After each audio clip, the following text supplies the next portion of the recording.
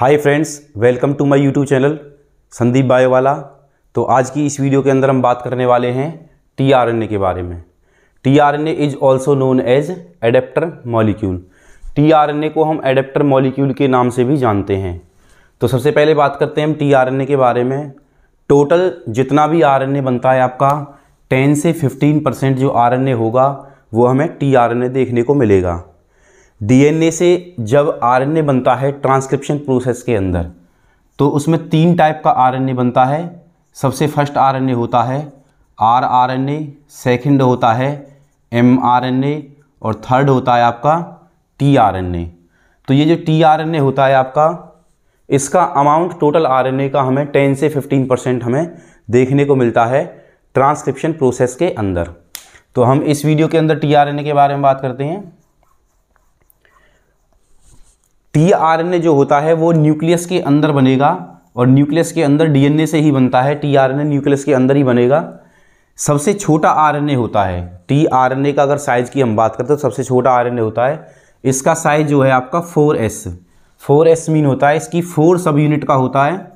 जैसे कि आपने राइबोसोम के बारे में पढ़ा, राइबोसोमल जो आरएनए होता है वो प्रोकैरियोटिक सेल के अंदर 70s का होगा और यूकैरियोटिक सेल के अंदर 80s का होगा।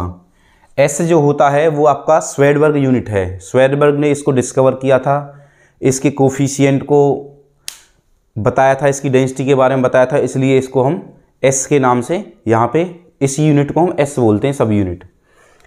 तो इसके फंक्शन की बात करते हैं हम। इसका फंक्शन होता है, ये जब जिस टाइम पे प्रोटीन बनेगा, जिस टाइम पे ट्रांसलेशन प्रोसेस होगी, तो ट्रांसलेशन प्रोसेस के टाइम पे ये क्या काम करेगा, एमिनो एसिड को बनाने का काम करेगा और एमिनो एसिड को कैरी करेगा, एमिनो एसिड को कैरी करेगा।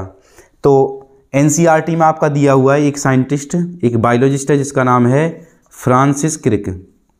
फ्रांसिस क्रिक जो है आपके, उन्होंने टीआरएनए के लिए बताया था। उन्होंने बताया था जब आपका डीएनए से आरएनए बनेगा, तो आरएनए बनने के बाद में जब प्रोटीन बनेगा, आरएनए से प्रोटीन बनेगा, तो उस टाइम पे प्रोटीन बनाने के लिए कोई भी ऐसा मॉलिक्यूल नहीं है जो कि एमिनो एसिड के लिए कोड करेगा।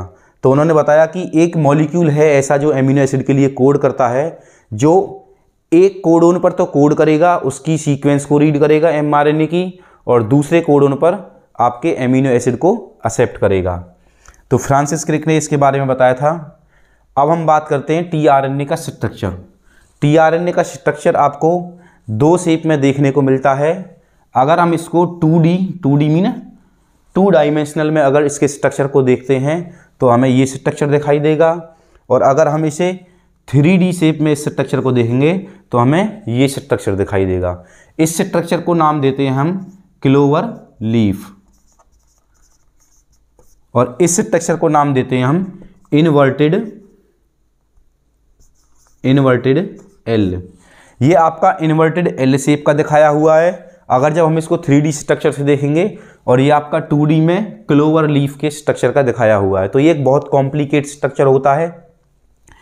टीआरएनए, आरएनए जब बनता है डीएनए से, जब डीएनए से आरएनए बनेगा आपका, तो आपने पढ़ा है हमेशा 5 प्राइम एंड से लेकर के 3 प्राइम एंड तक हमारा डीएनए से आरएनए बनता है। तो टीआरएनए का 5 प्राइम एंड यहाँ से शुरू होगा और इस तरीके से घूम के ये लूप बनाएगा। लूप ऐसे घूम के यहाँ पे ये लूप बनेंगे इसके, और यहाँ पे 3 प्राइम एंड पे ख़त्म हो जाएगा। तो 5 प्राइम से आपका टीआरएनए बनना शुरू हुआ है और लास्ट में आपका 3 प्राइम एंड पर टीआरएनए आपका ख़त्म हो चुका है। तो जो 5 प्राइम एंड होता है उस पर ग्वानिन आपका देखने को मिलेगा, न्यूक्लियोटाइड, और इधर की तरफ जो आपको देखने को मिलेंगे साइटोसिन और एडेनिन। तो ये आपको न्यूक्लियोटाइड हमें देखने को मिलते हैं। 3 प्राइम एंड पर हमें न्यूक्लियोटाइड CCA देखने को मिलेगा, और 5 प्राइम एंड पर हमें G देखने को मिलेगा, न्यूक्लियोटाइड। अब हम बात करते हैं, इसके अंदर हमारे कुछ लूप बनते हैं। इस वाले लूप को जो नाम देते हैं वो नाम देते हैं हम एंटी कोडोन लूप। इसको हम एंटी कोडोन लूप क्यों बोलते हैं? क्योंकि जब एमआरएनए आता है तो ये एमआरएनए की सीक्वेंस, यहाँ पे जो भी एमआरएनए की सीक्वेंस होगी उस सीक्वेंस को रीड करेगा, और उस सीक्वेंस को रीड करने के बाद में यहाँ पे उस सीक्वेंस के अपोजिट, उस सीक्वेंस के एंटी कोड बनाएगा। मान लो यहाँ पे कोई सीक्वेंस है, मैंने मान लिया यहाँ पे ए, यू और जी सीक्वेंस है, तो इसके एंटी कोड बनाएगा। ए का एंटी हो गया आपका यू, और यू का एंटी हो गया ए, और जी का एंटी हो गया सी, तो यूएसी कोड बनाएगा।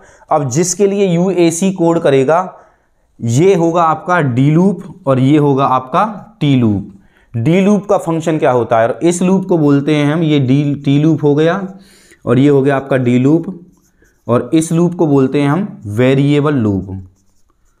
वेरिएबल लूप इसके अंदर नॉन फंक्शनल है, ये ऑप्शनल होता है।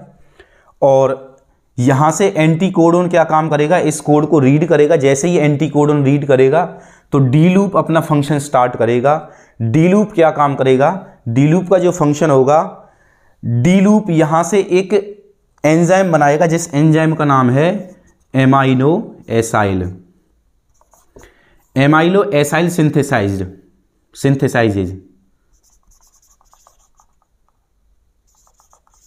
ये एंजाइम बनाएगा। और ये एंजाइम क्या काम करेगा, ये एंजाइम एमिनो एसिड की फॉर्मेशन कराएगा। और जैसे ही एमिनो एसिड की फॉर्मेशन होने के बाद में एमिनो एसिड जो आपका जाएगा वो 3 प्राइम एंड के पास में जाएगा। इसलिए इस 3 प्राइम एंड को हम नाम देते हैं एमिनो एसिड एक्सेप्टर एंड। इसको जो नाम देंगे हम, वो नाम देंगे एमिनो एसिड एक्सेप्टर एंड या एमिनो एसिड एक्सेप्टर लूप।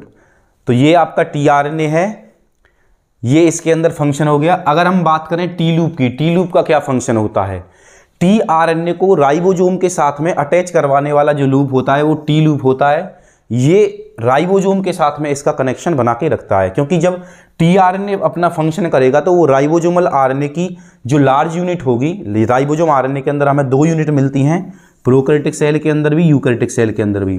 ये लार्ज यूनिट है, तो लार्ज यूनिट, स्मॉल यूनिट के अंदर आपका एमआरएनए आएगा और लार्ज यूनिट के अंदर आपका टीआरएनए फंक्शन करेगा।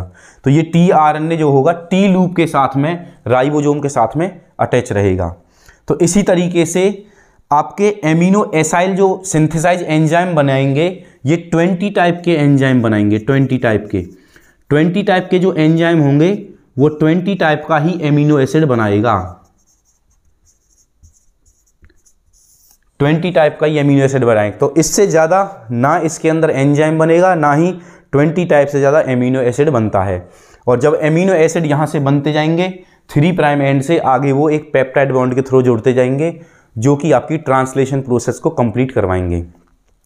आई होप आपको टीआरएनए कंप्लीट समझ में आ गया होगा अच्छे से। इस वीडियो को देखने के बाद में आपको टीआरएनए के अंदर कोई भी डाउट नहीं रहेगा। तो प्लीज़ वीडियो को लाइक करें, शेयर करें, कमेंट्स करें और चैनल को ज़्यादा से ज़्यादा सब्सक्राइब करें। बायोलॉजी नॉलेज के लिए आप चैनल को सब्सक्राइब करके रखें, आपको सारे टॉपिक्स अच्छे से क्लियर हो जाएंगे। Thanks for watching my video.